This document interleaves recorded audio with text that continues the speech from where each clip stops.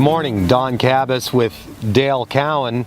We're discussing what the crop conditions are. We're here just outside of Chatham, and as we start to think about our Great Lakes Grain Crop Assessment Tour that's coming up the first week of September, Dale, what's kind of gone on here this year so far from a cropping standpoint? Well, anything you want to see and imagine. I guess, if we go back to the third week of April, we had about a 2 or 3 day window there where things were pretty ideal. So we got some corn in early April, looks pretty good. And after that, it kind of went away on us. So most of the corn still got managed to get planted in May, but probably not under the most ideal conditions. So a lot of the corn here went in about the third week of May. So we had some cold, wet weather to contend with early in the season. And so planting was a bit delayed.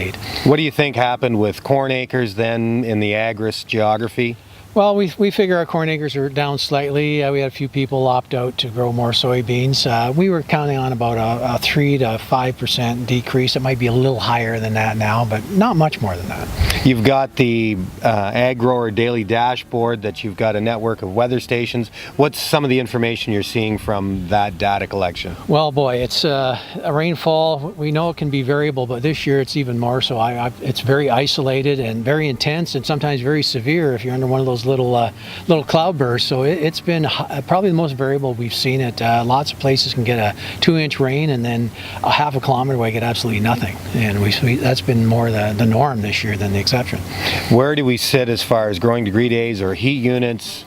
Well, heat units, we're just trying to keep even with last year.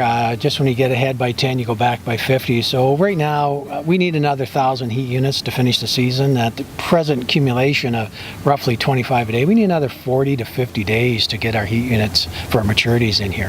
How do you feel we managed through the pollination period on corn? Well, compared to last year, it's totally different. We pollinated and fertilized in some very moderate conditions, mild temperatures, kind of the cool side. Some areas need a little more moisture at the time, but compared to last year in that blasting heat and drought, that's a big positive this year for us. It's some really good tip fill this year. The Ag Grower Daily Dashboard we spoke of a few minutes ago, what's our weather prediction as we get through the balance of August and into September? Well, I think it's, there's some rain events in there, but it's generally on the cool side. We're not seeing a lot of the 30-degree days, and so it's going to take us a while to get our heat in. So it's not a bad forecast. It just could use a little more rain for the beans, but it's just be some moderate temperatures, some cooler nights, but it should be favorable for grain fill, I would think. Oh, that's great. Well, it'll be interesting to see how the crop does finish. I think every year we talk about variability, and this year is even greater with variability, I think. Our crop tour is that first week of September, the day after Labor Day we start. If you want your own field assessed, we can certainly do that for you.